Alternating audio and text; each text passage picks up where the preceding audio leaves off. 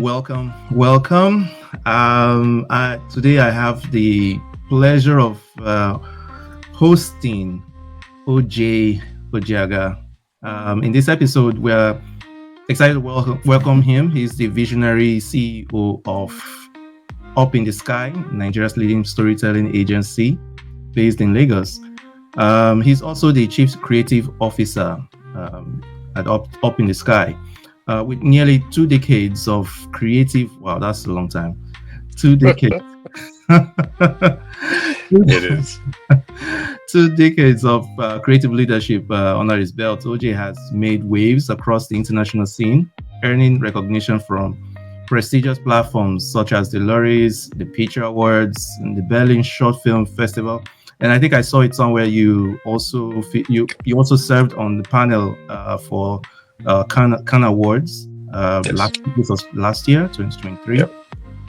and many other platforms. OJ's experience lies in the intersection of brand strategy and storytelling in the digital age. Known for his cinematic approach, he has crafted compelling narratives for global brands like Google, Coca-Cola, the Mastercard Foundation, Arla Dano, and the World Health Organization. His work exemplifies the art of storytelling in marketing, where narrative and strategy fuse to create powerful brand experiences that resonate with diverse audiences across platforms. OJ will be joining me today to talk about the intersection of AI, tech, and storytelling in advertising, adapting narratives for different platforms, measuring brand performance, and the future of storytelling. Again, welcome, OJ. Pleasure to have you. Thank you. Thank you. Thank you very much for having me. It's a pleasure.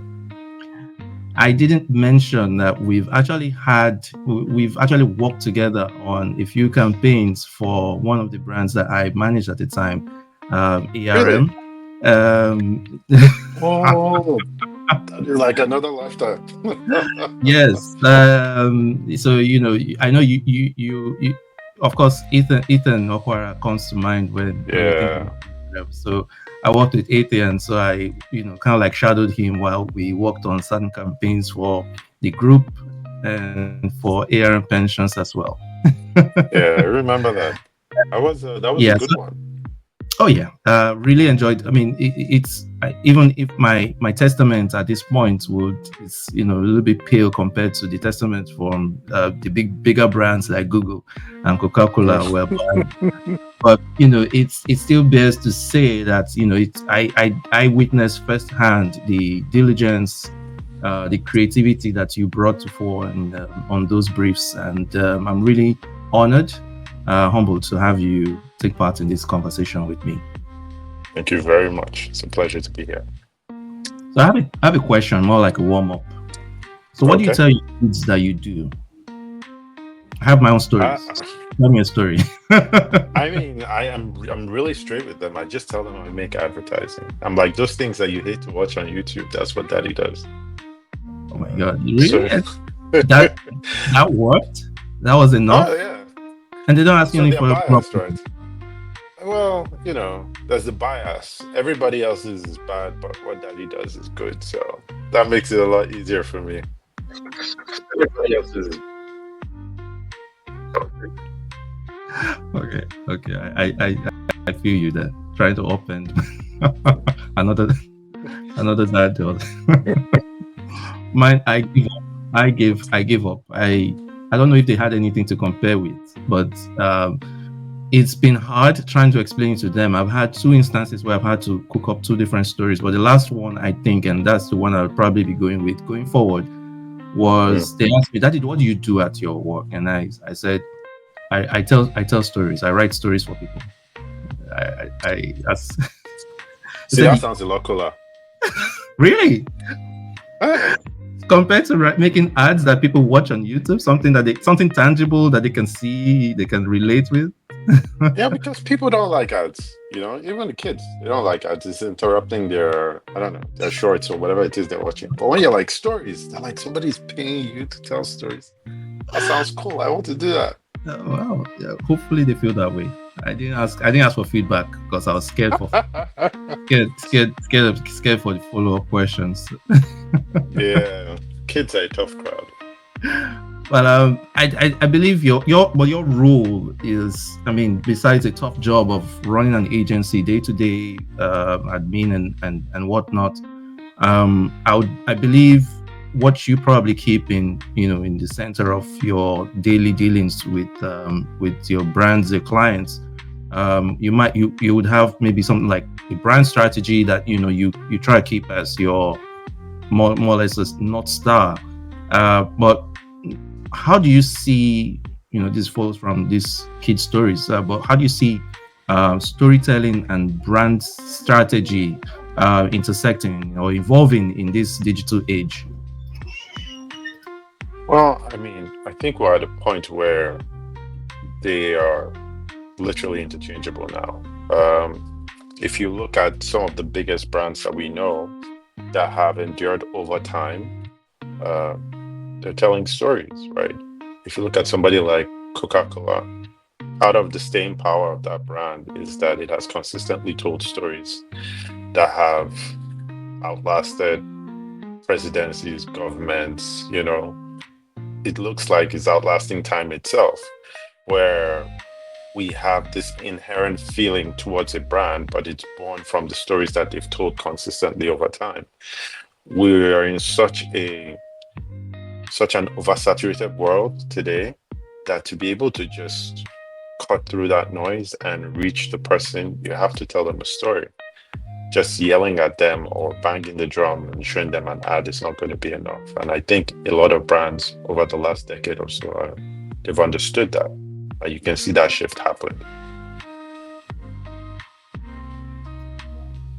Which brand would you say, besides, say, Coca-Cola, of course, which ones do you think have had the longest running story or theme, and one that you look at as a benchmark or sorts?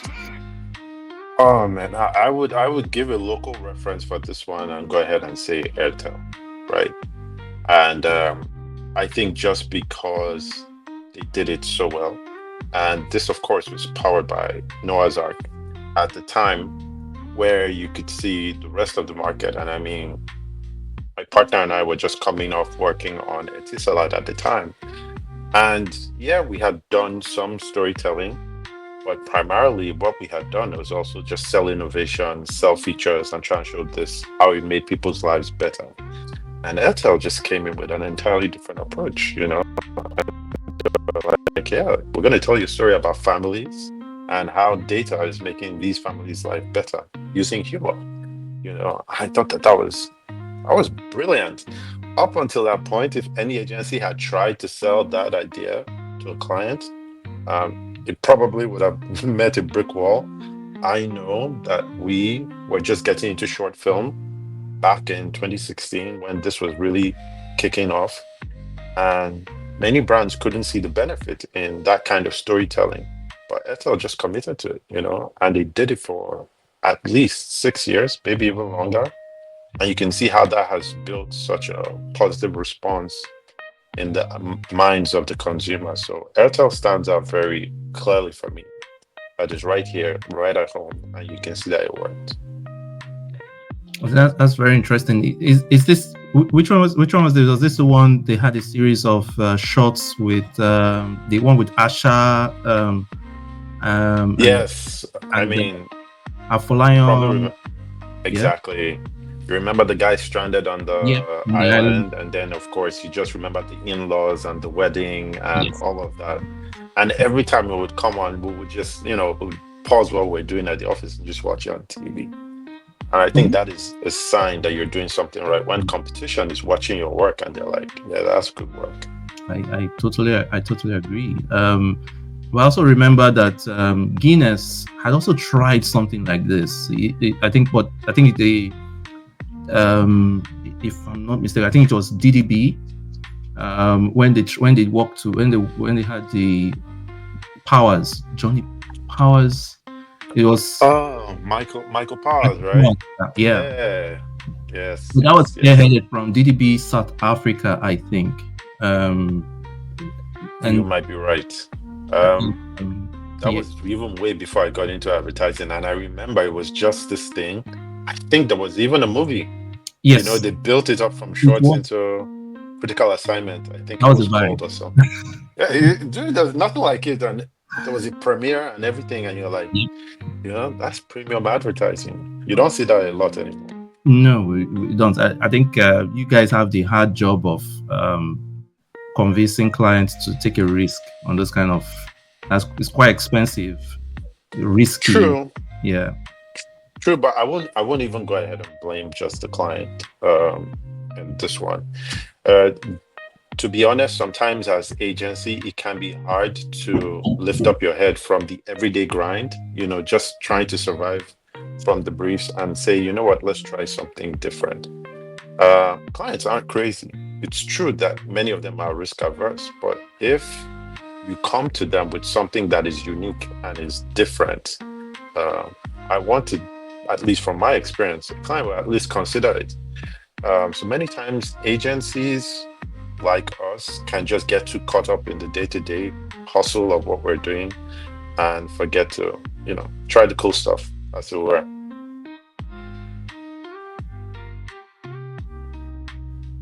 well, I think we come a long ways since then from how do we say, really raw and organic approach to storytelling to an age now, or in this age where AI and digital, they are more or less like a backbone for advances in storytelling. Um, how would you say AI is enhancing storytelling techniques in advertising? I mean, and how would you incorporate it Mm. into work now? If, given a chance. I mean, so there's the more, just in terms of readily available, maybe more identifiable generative AI. In terms of I want this and then come up with this. I would say, at least speaking for our agency, what we found a lot of strength in is as a brainstorming tool. Many times when you have multiple ideas and you're trying to, how could this go? What are possibilities of this? After we've gone through our first sequence, second sequence of meeting and fleshing out the idea, sometimes when I hit a brick wall, I would just sit down with one that I use and just punch it in and be like, okay, I'm thinking about this. What would be, how can this help me? And I've seen a lot of strength in that. The second one, which has actually proven to be invaluable, is in terms of analyzing large amounts of data in a relatively short period of time, right? If I had data from multiple sources that I was supposed to analyze towards a brief, I have AI that can basically crunch that, condense it for me in a readable format that I could sit down and consume in inside an hour, where that would have taken me the whole day. So it is not a replacement for what you do, but it can help you streamline the things that you do better. That's where I think that we're seeing the best use of AIs in terms of creativity. Yeah, but I also have a concern. I mean, would I be right to say that you're probably not the only person who is also looking for all these ways to optimize or leverage the use of AI to improve the quality of your work or the quality of your ideas? And if that is so, if that is so, how do you differentiate yourself? Well, rather, what strategies would you use to keep your brand or your narratives and consumer engagement and authentic with the AI's increasing use in the digital world? That's a fantastic question. Everything is a tool, right? In a competitive landscape, if we were looking like back in the day, you would be saying, oh, back when agencies used to use paper and pen to actually write copy, that means that the agency that gets a computer is going to have a technological advantage. I mean, it's arguable. Just because you have a computer doesn't mean you're automatically coming up with better ideas. So again, it comes back to quality of your ideas, the quality of your thinking, your strategic approach. All that makes the foundation of anything that you're going to create, right? The AI will work off what you feed it. And this is why the last year I've just been teaching the team about prompting and what you put in and how you can optimize that to get the best of it. So you remember when ChatGPT dropped last year and then the internet was full of articles that sounded that like everybody suddenly had a PhD? After a while, you can tell what is generated with AI, And we've seen that people don't always respond to that, whether in terms of engagement or in terms of shareability. And that has dropped. And slowly you're seeing people going back to say, okay, this isn't the silver bullet I thought it was. The humanity aspect is still very, very critical. Yeah, I agree. I remember this is not a giveaway of my age. Lintas Lowell, days of Lintas Lowell. Why do I feel like you know where I'm going with this? No, please continue. And the days of, if I can try and remember one of their clients, they used to have this very like planter blue band. Yes, yeah. They used to have this. It was a very not to say scrappy, not to make it sound derogative, but they had a scrappy way of putting briefs together where they take these clippings and put them together. And obviously they were already up against some multinational agencies, and this was the way they could put the ideas together. And I've had a conversation with Obina Okirokocha on this podcast, and he's also related this kind of same story where you don't stop with the new things, or you don't stop, you can't allow the new things to take away your power to be creative. And true. Yeah, and it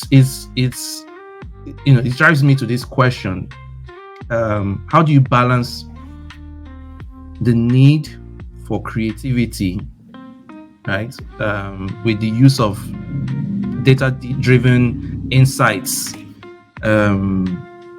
to create an effective storytelling strategy? So it's a fine line, right? Creativity is often depicted, and rightfully so, as this wild, untamable thing that hits you, and it can be pretty volatile, and you have to ride it out. It's gut feeling sometimes, where you know a thing before you can justify why you know it, right? And insight that is driven from data is very organized, right? We're pulling from precedence, cause and effect. This is like this because of this, right? Again, like many things in life, is the intersection of the two, right? How can I use insight and data to come up with better ideas that actually answer a brief, right? How can we understand that while gut feeling is great, being creative for the sake of creativity doesn't accomplish much, right? I'm very big on data, primarily because I think it takes away the guesswork from what we're doing. And if we can shorten the back and forth and come up with something that is on target the first time, why wouldn't we do that? So yes, there is a place for, that creativity, that spontaneity, but it needs to be guided by data and insight that says, this is who we're talking to, this is the problem we're trying to solve. I think it makes us better creatives. That's awesome. I do have a follow-up question in terms of measuring these impacts and that we all aim for. And but before that, there's a niggling feeling behind my ear, and it's that I can't help but notice the fact that you're a lawyer by training. How did we get here, where a lawyer leaves the courtroom, as it were, or practice, if that was your calling, right? And opts for I wouldn't dare say a better paying job. Let's start from this. You No, can no, say that's not true. the people know. It's fine. You can tell them. But a better paying job, let me put it that way. A better paying job as an advertiser, or as your kids might be seeing you or calling you, or as a storyteller, as my own kids will call you rather. Why, how, when had that happen? I mean, we're here because I was a terrible lawyer, right? Really? Yeah, I was really bad at it. All the things you were not supposed to do were the things I did. I have an affinity for brevity. I don't like to pontificate or drag things out if I can help it, right? If you ask me a question, I like to give you a short answer because that's how it is in my head. That's how I arrange it. Law is very much the opposite. And it's not a flaw, it is the nature of that's how the business is. You have to build a case and you have to show a lot of support for your case. And there is not a lot of creativity in law. You're guided by what has come before, hundreds of years back, right? And I struggled with that. Precedence. Yes, I struggled with that throughout school. I struggled with that at law school. And I had been drawn to it because my dad was a judge. And people always like, oh, did your dad make you go study law? He didn't make me. He gently suggested. And he was like, yo, but if you don't want to do it, it's fine. But the truth, I didn't know what else to do. We're talking like, this is 90s going into the 2000s. Every normal Nigerian family was, you're either going to be a lawyer, a doctor, engineer, or an accountant, There was a lot of choices back in the day. So I took law. And right from 100 level, man, I was just like fish out of water. I'm not meant to be in this place. But I hate quitting. I don't like the idea of giving up when it's something I can complete. If it's something that is not working and I can see a viable alternative, that's fine. But I couldn't see anything else to do, so I knew I was going to complete it. And I, went through university, did law school, and then started wondering what to do with my life. And I was so lucky that while I was doing my NYC, I had friends that were like, hey, what do you want to do? You seem to write very well and you tell funny stories. Do you want to do creative writing? I was like, creative writing? What's that? I'm like, oh, you come up with ideas in your head. And I'm like, they will pay me for that? That sounds fantastic. Like, I do that every day. Let's go, And it's like when you find your people, it's easier. You can run the cycles, you can put in more hours, and there's just a sense of, okay, this is where I'm meant to be. Creating comes naturally to me. It gives me a sense of purpose. And here I am almost 20 years later, still doing it. All my lawyer colleagues have connected with me on LinkedIn, so I think they're forgiving me for abandoning the fold. So knowing now that, there is a lot of merits, I would say, you could draw from that experience. And I've been one who believe that no experience is ever useless. Well, I want to believe, and I can almost see how you are so good at crafting compelling narratives, and of course, naturally have a skill of persuasion and how your training as a lawyer could have contributed to that, how rigorous your thought process has to be for you to be able to arrive, even if at a very short answer. But I see it as a visionary approach, which is you already see the end. You didn't need to go through the rudiments of going through painful processes to reach that conclusion. But I see that trajectory now, or at least that cause and effect. And I think that's probably the why you are so good at what you do, because you had that, discipline or skill, training. It definitely helps. Law teaches you to build a case for anything, right? And I have adopted that when I walk into a room to make a presentation, right? I'm building a case and I'm trying to win, So, like you said, that persuasion, having your facts straight, logic, all of that comes into play in what you do. So my money didn't really waste when you think about it. Your money or dad's money, right? Which one? No. His money is my money. Okay. All right. So that brings me to a question. How do you measure, or how can businesses effectively measure the impact of strategic storytelling on their growth and performance?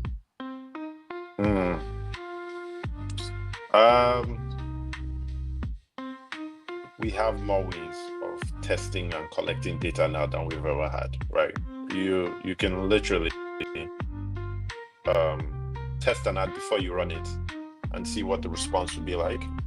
You can test what the target audience response has been afterwards. But then some things are harder to test, right?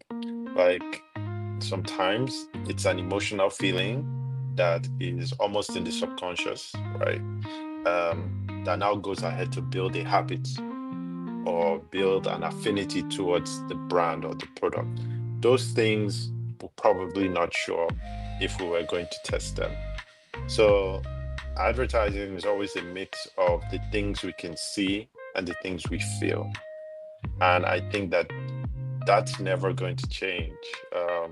It's the way if I make an ad that you like for something, being a very logical man, for instance, and you like that ad, and you go to the supermarket and you see that product, but it costs more than what you would normally buy, you will justify buying that logically, even though it's an emotional decision, right?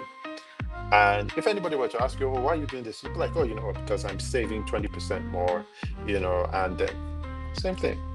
So you can't really test for that, right? But we can test for other things that can also make it, like I said, we're not shooting in the dark and it's not guesswork. Awesome. I completely agree. Well, unfortunately, it's the reality of most businesses is they try to quantify. And I've had, you try to quantify, but the reality, the sad reality is it's not everything that can be quantified. And businesses would have to embrace new ways to qualify their success, success or their growth, than to quantify, than to just quantify them. Of course, there's value in quantifying, but you underestimate the importance of what you can qualify than what you can quantify as well. Thanks to that point. Yeah. Where do you see storytelling? I mean, what are some future trends that you foresee in storytelling and advertising, especially as AI, continues to shape the landscape? Oh, man, AI. The answer is that we have no idea what's coming. It is crazy. So does it scare you? I mean, it has to scare you. You have to be. I'm not an AI apologist, but I'm one of the people who can say I see the benefits in some ethical AI programs, right? But even I am constantly mind blown at the advancement we're seeing in such a short period of time. This year alone, I dabbled in music. I have zero musical ability, but there are songs that are out there on Spotify that I wrote and I was able to put together with AI. I did it for my kids and I did it for myself so I can listen to it on my playlist, but there's music made with AI, Wow.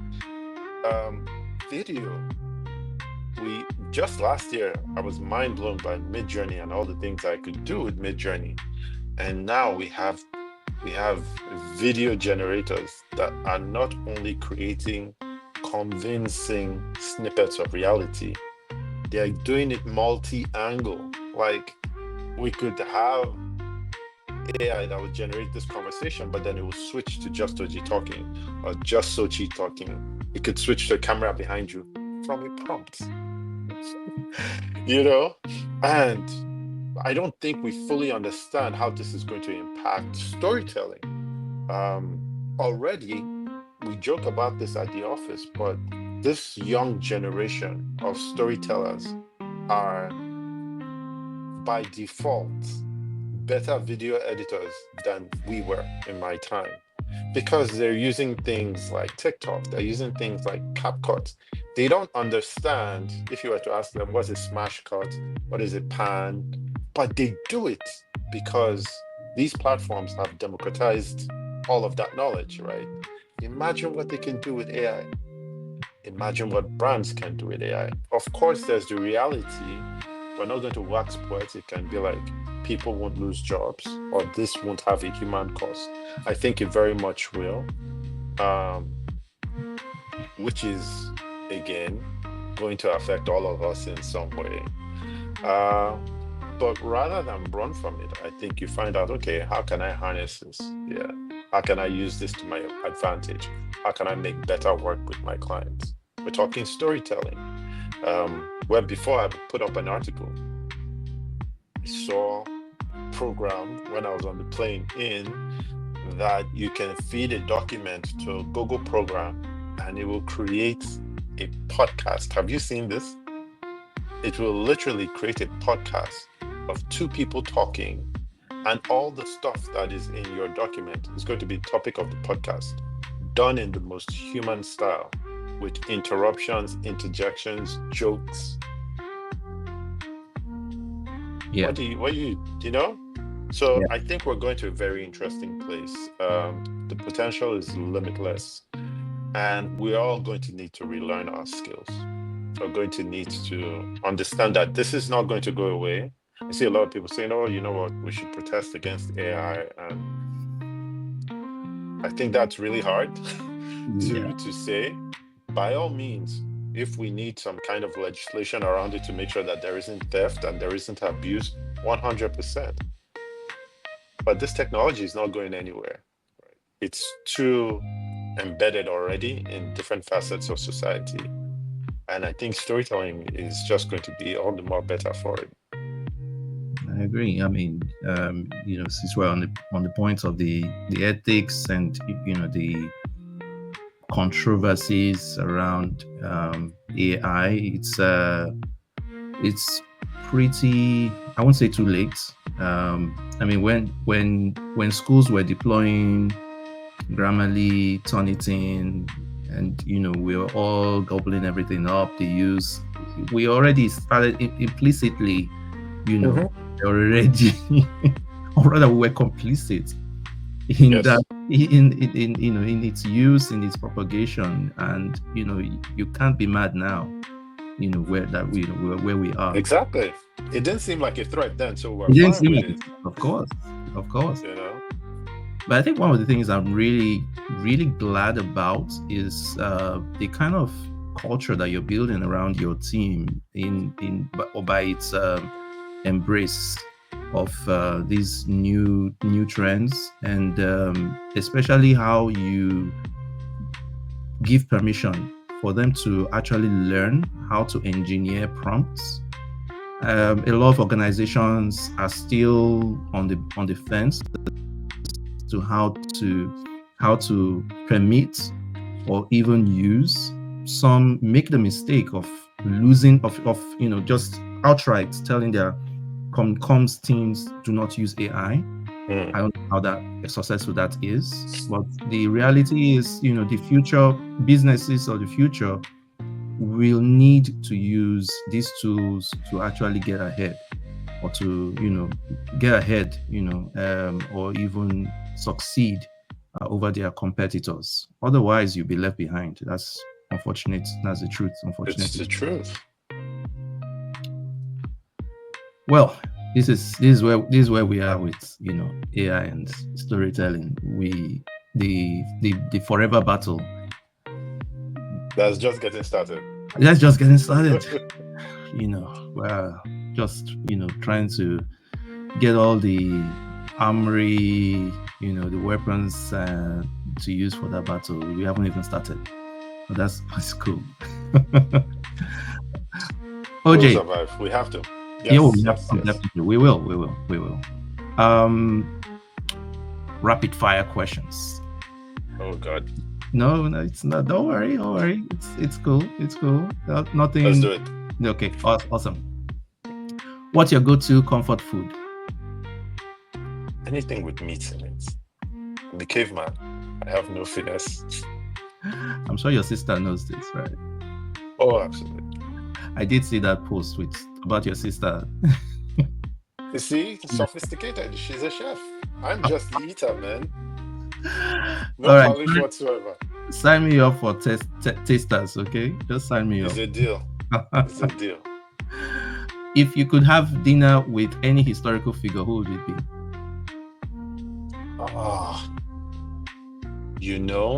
Historical figure in anything. I would probably want. This person is still alive, so I don't know if that qualifies. Legend status actually qualifies as a historical status. Stephen King. Stephen King is. Nice. I mean, that man. He doesn't know, but he shaped the way I think. Right. Just having access to his books and understanding storytelling that was human. It was such an easy read that it didn't feel like you were reading a novel. It sounded like somebody was gisting you a story. I would just love to talk to him for an hour and unpack his mind about his process. Definitely Stephen King. A lot of people don't know that Stephen King's actually had a career background in copywriting, in advertising. Oh, I know. Yeah. Well, you see, that's the thing, right? Because advertising, by its very nature, is sell, right? To transition from that into beautiful prose. What's always fascinated me, just like I'm just echoing what you said, which is when he writes, it's like he tells you, he's like, that's your guy, your buddy, who's just like telling you the story that he's expecting you to also know the background. It's like, you remember that guy from this? Like, how normally you would just tell me who that person is, and kind of like in like third person, just give me some background. But here you are asking me as if I already knew or something. Describing the guy's shoes or habits he has, and it makes it so vivid in your head. Love it. Oh my God. Beach or mountains? Oh, definitely beach. I'm lazy, man. Put me on the beach. That's not what I thought. I was thinking about. I was thinking about waters, but yeah, if you think about laziness, I don't know about it. I don't know. On the beach. Okay. Favorite book that impacted your life? This is going to be so silly. But I want to say, in 1994, I read a novel called Harriet the Spy. I think originally this was supposed to be a girl's book, but I was shipped off to be with an aunt, and I was in this house, and there was nothing to do, and I found this book. And it was about this girl called Harriet who went to this school, and she started keeping a journal, right? And I just read it, and I was like, yo, this is crazy. I never thought about that. And so I started keeping a journal, and I still keep a journal. And I think subconsciously, just because I have to write every day, it's a digital journal now, which is different, but that helped my writing, and it helped just understand that I see things in a day and I would need to find a way to express it in writing. So Harriet the Spy, which is, Who would have thought? I who was, would have thought? who would have thought? I was going to say, rich dad, poor dad, I'm so sorry to disappoint everybody who's watching this and be like, give us something intellectual. No, I have nothing for you. I love that, and thanks for that. That was good. I'm actually I'm going to recommend it to my daughter. Please. Yeah, I'm going to recommend it. What's a skill you've always wanted to learn but haven't had the chance to yet? I always wanted to learn. So actual photography, right? I mean, I What do you dabble mean with actual? like I dabble with taking pictures with my phone, and that's like a hobby, but I feel like I'm just doing nonsense. And a long time ago, my wife bought me a camera, and it was just too complex for me to use. So I went back to using my phone. And I love pictures. I love capturing moments. And I feel like just finding that patience, man, to understand f-stops and apertures and things. I would love to learn actual photography. Like, AI has nothing on capturing something real that happened, and it's pure. I would love to learn that. Awesome. Thank you so much, Oje. This has been more than I could have expected. It's been great talking with you, learning from you. I admire your charisma, your creativity, even in the way that you lead your team. And I want to thank you for your generosity with your time. It has been fun for me too, man. So thank you for having me. Oh, great.